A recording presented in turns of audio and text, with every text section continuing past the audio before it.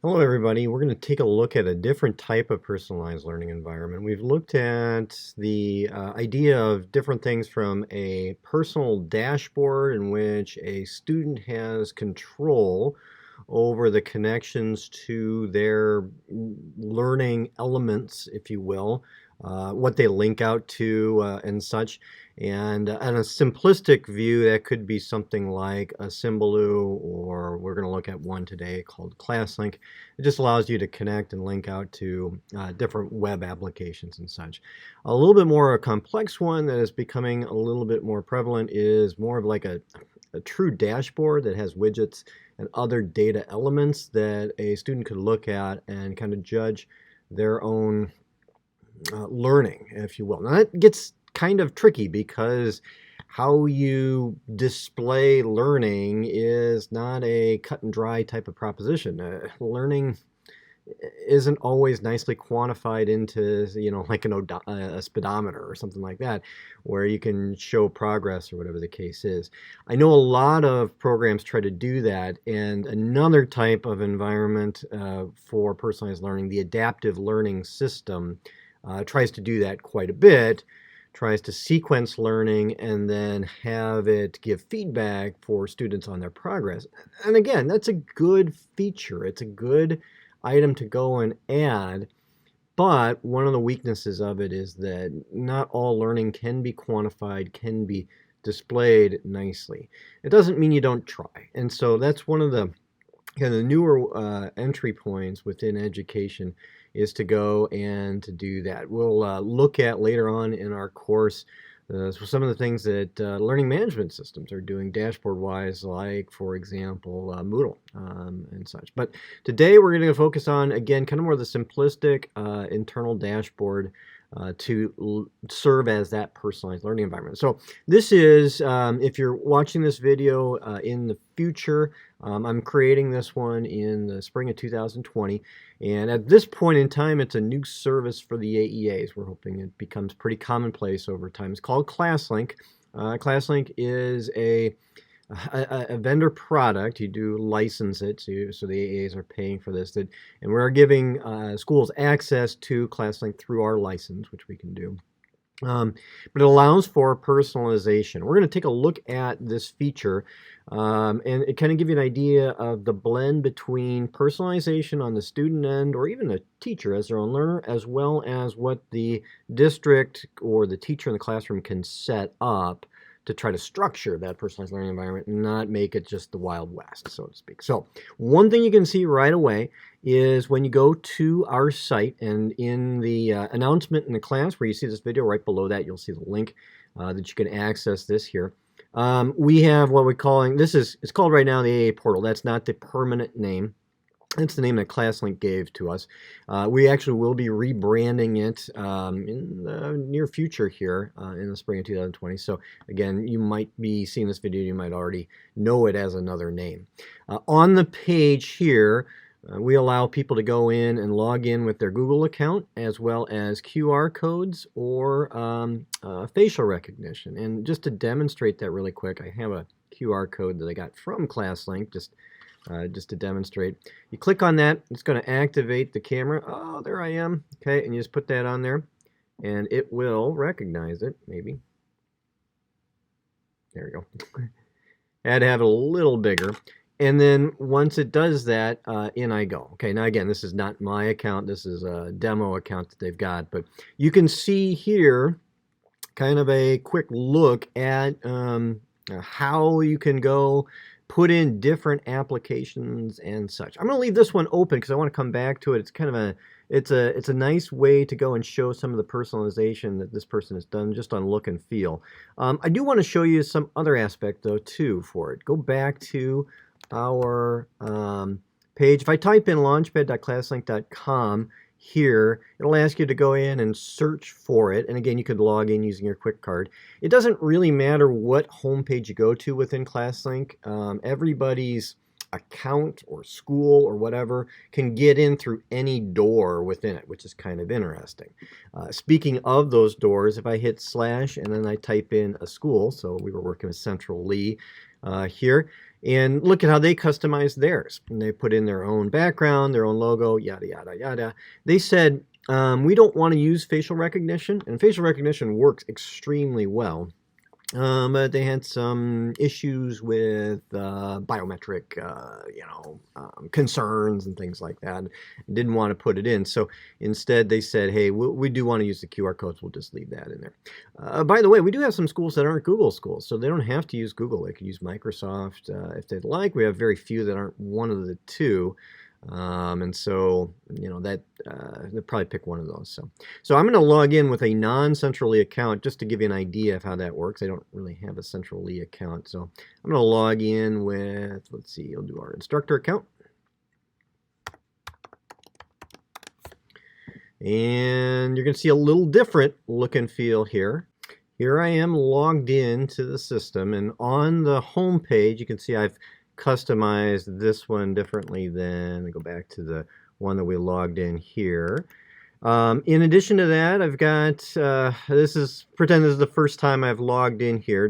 So you would have seen a default desktop image instead. But the first time you log in, you get a folder of the different applications that we have licensed for districts. And this changes not only from year to year, but it also depends on which AEA you're in. This is the base package, but different AEAs will add some of their own to this. You'll see a key on some of these, and the key means that it is a single sign-on type of capacity. So if I click on one, for example, it's going to ask me for my code. And I've already entered in my code and recorded it, so it's going to take me in with that code there. Okay, it actually typically goes a little faster than this. I am now in and logged into Bookflix, for example. Typically, it's a little faster than that. My computer has been a little slow when I'm running my Camtasia screencasting tool, so that does have an effect on things. If you have an application that you haven't used before, I'm not sure if I've got one or not. I'm going to try. Let me try this one. Yeah, here's a good example. So in this case, some applications, when we go and we add them, they don't know what our account is, but ClassLink doesn't. And so you need to enter that in. So in this case, for TrueFlix, I could enter in my username and password. I can save it, or I could just skip and then enter that in when I go to the site. If I don't enter it in here, ClassLink won't be able to automatically log me in. Now, if I do enter it in there and I save it, the next time I go in, like you saw with Bookflix, you'll see that making the magic happen. It's basically remembering it. It's kind of a password keeper for you, and it saves that. By the way, if I go under my profile, I can go under the password locker. I can see all of those. I could edit them too if I ever change my account in that particular program or whatever.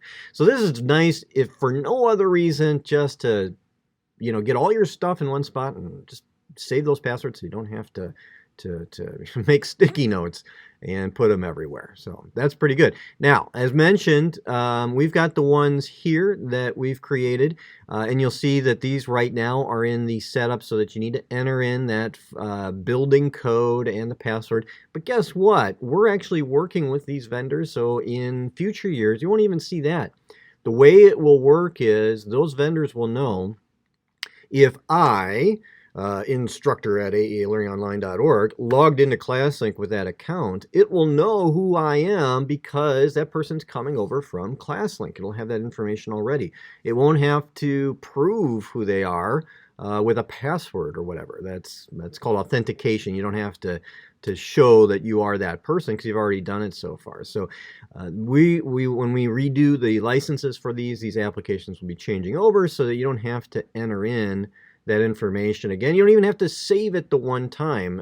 Of course, doing this, putting in that information one time and saving it's not too bad either, but be looking for that type of change in the future.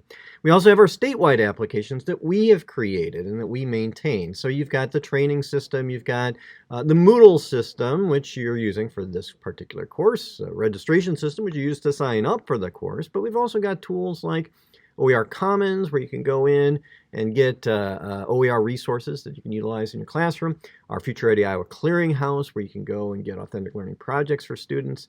K-12 Moodle, if you want to use Moodle with your students as opposed to like Google Classroom or something like that. Of course, our Personalized Learning System, which we'll be looking at heavily in this class as well, and the new AEA Scout. And quick disclaimer, some of these icons are going to be updating. We're going through a branding change. This is kind of an example of what the new look and feel will look like. Brands don't ever stay around forever. They change, so even that might change at some point in the future. So it kind of gives you an idea of those. You can go in and you can modify these yourself. You can go in, put them into folders or rearrange them just by clicking this edit button here. You can't delete the ones that are statewide. As you can see when I hovered over it, it says this has been approved by your ClassLink administrator. That's a fancy word for me. I approve that one. But you can move it. I want to put it over here or in a folder. I hovered over it. It works just like an iPad or, any other tablet device or whatever. Hover over it and puts it into things like that. If I don't want the folder, I can delete the folder and voila, those things go back. And like I said, you can put it so that it rearranges as well. So very customizable from that. By the way, other customizations, and I'm not going to go through them all, but you can get a good sense. It's worth playing around with it. You can change all types of different things. Colors up here, background, all types of things. So you also have, and we don't do a whole lot of training with this, you also have file sharing that you can do as well in here. And I'm going to go ahead and allow that. So if I had enabled Google Drive or say Dropbox or whatever cloud-based file sharing, as well as even local things, some districts can go in and say, I've got files that I'd like to share. Let me see if my person over here has what they've got. So this person here has their Google Drive, their Dropbox, their school network enabled, and so these would be files shared on their intranet within their school district, their file share, that type of thing. And you can move things back and forth right here. You can find something and drag it over here and such and open things up. So it works really, really slick for that. It's not something that's a primary focus of what we're doing, though. We're more interested in kind of the application side of things. So, all right. That was the file share. I'm going to go back here.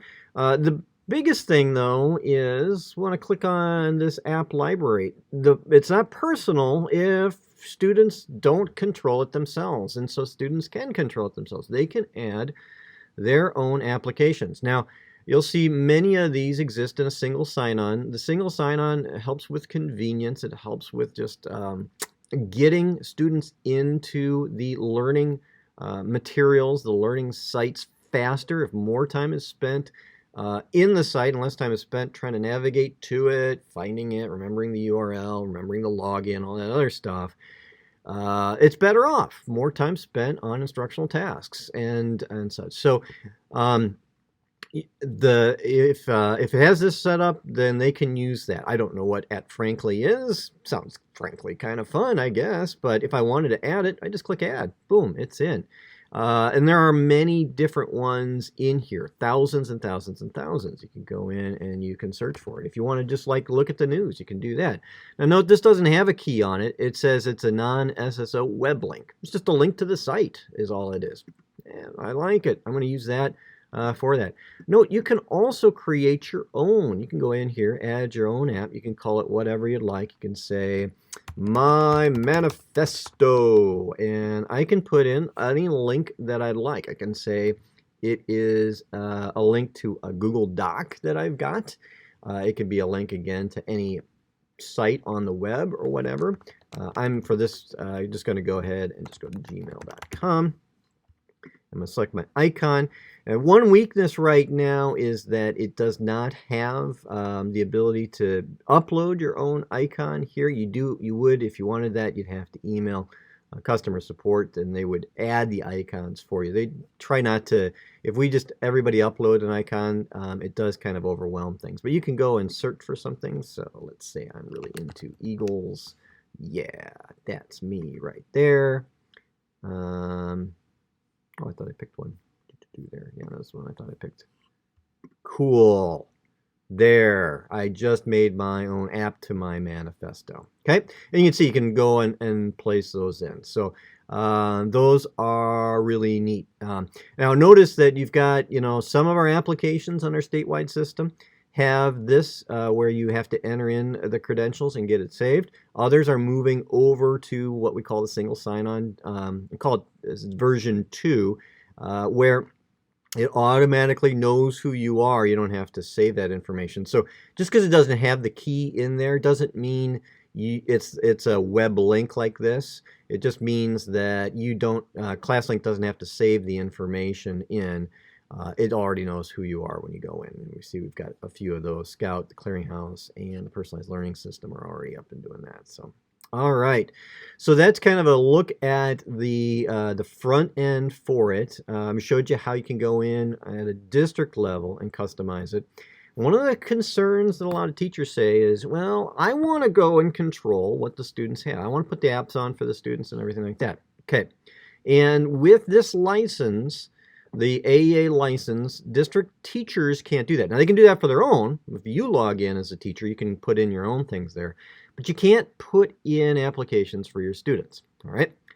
If your district had its own license, you would have what is called rostering, which sets up whatever your 20 students as your students in the system, and then you'd have the ability to push out and control and manage and do certain things.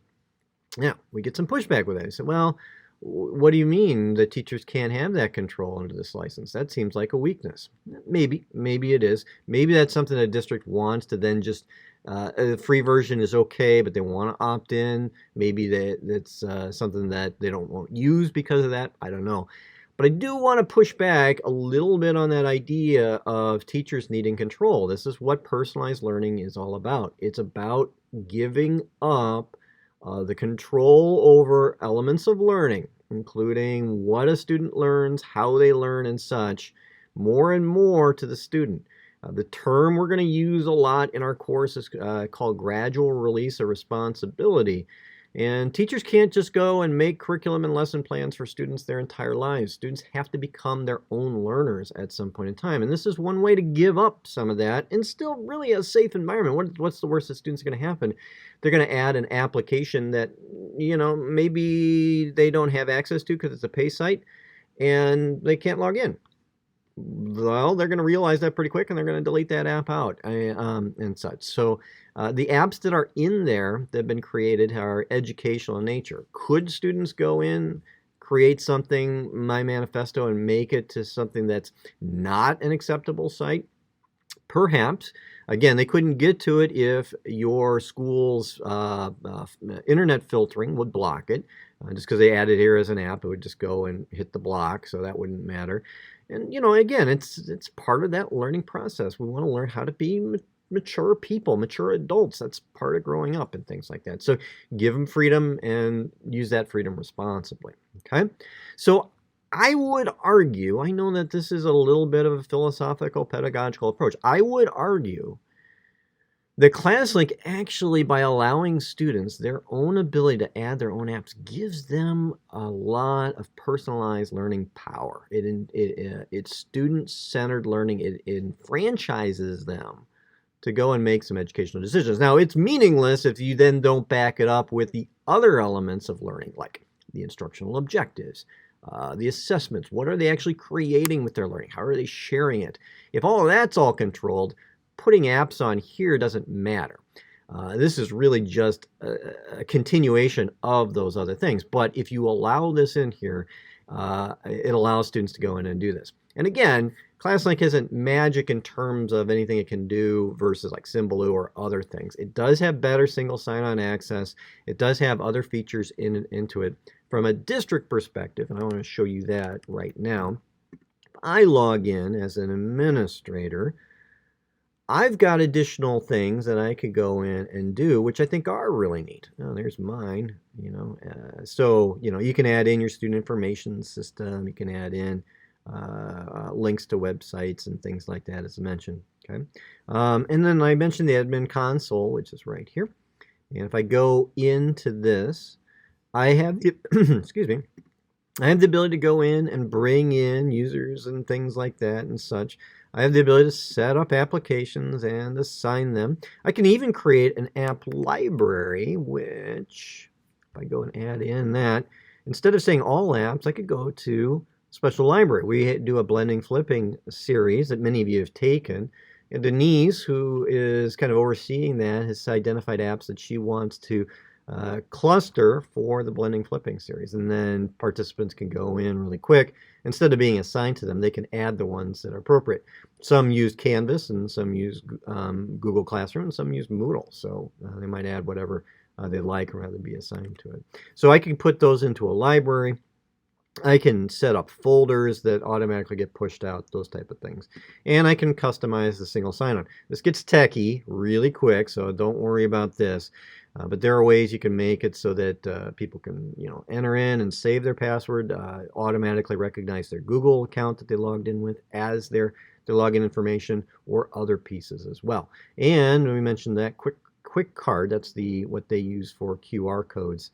That you can manage as well. But the thing I like a lot about this, there's a couple of additional features that I haven't mentioned. One is called notifications, and I think if your eyes were quick, you might have seen this up here. If I click over notifications here, there were some example notifications put onto this generic account about things that were pushed out by the district. Here it is, early dismissal, students will be dismissed here. So teachers lose this ability when they don't have the license to the AEA system. But so there is some benefit there for a license as a way to go in and communicate with students asynchronously. You can put in the reminders, you can put in other things, and that notification can just go out to whomever you want it to go out. So in your case, maybe your classes, your students in your classes. Whereas or if I'm your building secretary, we've got an early dismissal reminder of this. This reminder looks like it was, maybe it's going out to both students and teachers. I was trying to think what the audience would be, but that person could tailor it for, early dismissal. Students, remember you're going to be dismissed at 12:30. Teachers, remember students are going to be dismissed at 12:30, whatever the case is. Okay, so you can get your different notifications there, and it's a way to go in and communicate. You can also highlight new resources that you've pushed out to them. Hey, check out this element. You guys have added CNN. Check out the new article on algae, which does not sound enticing at all. But, maybe I can do that. And when you create notifications in here, those were pretty bland. You can actually go in and, if I edit this one here, you've got the full WYSIWYG editor. So you can put in, YouTube videos, source code, and images, and links, and everything. You can make it a full-fledged website into your announcements. So that's really cool, too. And the second thing, more important for me, let me get out of here. Over here is the analytics piece. Now, we have a new setup as a statewide system. ClassLink has never done this before. So our analytics is not working correctly, although you can kind of see how it would work here. You can see how many applications in your system, in your license, have been launched, how many users, or how many launches per user that would be, and so forth. It gives you stats on that. You can drill down by the login. You can drill down by the user. You can drill down by the group, by the app. So which apps are the most popular? Which groups are using those apps? Which students are using those apps? And so forth. And then obviously from a district perspective, this gives me feedback on, are the resources valuable? Should we do more professional learning about some resources? They even have a return on investment item here, which I don't have set up, but I can enter in applications that we're spending money on and put in the total cost of that, and then it will go in and analyze, here's what your return of investment is. You're getting, it's costing you 2 cents per click. No, well, that might not be too bad.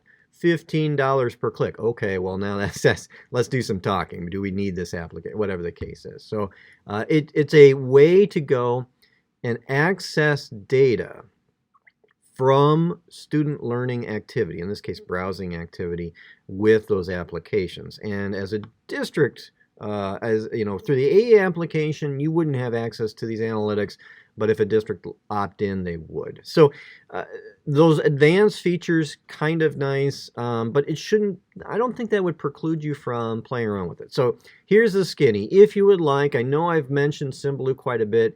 If you'd like to use ClassLink for your personalized learning environment, I encourage you to do that. I'd encourage you to go in, log in. There is a catch, though. We don't have everybody's Google Apps information as a default. Districts have to go and connect their system, their Google domain, to our system when they do. Now, when they do, it doesn't take long. In fact, just to give you a brief look at that process, I would just meet with, say, the Albert City Truesdale tech person, whoever that may be, and I say, hey, I would enable this, and then they would have to log in to their Google account. Once they do, it's done. I can then go in and bring in all of the different groups within that. So I just said Albert City, I believe, is the one I just said. So I could click here and import. And Albert City, they, I think, are in Prairie Lakes, AEA. So I would click that, and then I would say, here are the different groups that I can bring in. Now, we've already brought them in, so I'm not going to bring them in again, but I could do a select all, and voila, they would have an account. Is your district done, you're asking? Well, we do have a link, and I'll put that link in the I'll put that link in the announcement right down below. This will be to the district progress. These are districts that have connected to that. You can see this. This will change over time. So don't, just because you're seeing it in the video, you might be watching this video later on and now all the school districts have connected. So, so check out that link to see if you have been added. If you have not been added and you want to, it doesn't take long. You just need the person who oversees your Google domain in your district, typically your tech coordinator, tech director, to visit with me for 10 minutes. We'll get them connected. Remember, there's no cost for the district to do that, and there is no obligation for the district to use it. If it's just simply to say, sure, we'll go ahead and connect it, but I really am not sure we can roll this out right now, don't roll it out. Just have the one teacher who's interested in it use it on their own, or whatever the case is. That's fine. We're not necessarily saying you've got to make sure everybody's using this every day or whatever. We just want to make it available because over time it's going to be a better way for us to get our stuff out to you, so you know what's new and what's available from that. So you want to check that, and I know already Keystone actually has a lot more than this in here. I need to update theirs. So check that. But if that's the case, you can go to our homepage. You don't even have to go to your district's homepage for ClassLink. You can go to the one that I put into the announcement below. Click Google, log in with your school Google, and it'll get you into the right spot to go forth and see it. And then you can go in, build your personalized learning environment. If you have any questions, please contact me, especially the closer it is to 2020. Because it'll be more of a newer system then. You might have some questions with it. I'll be happy to answer those.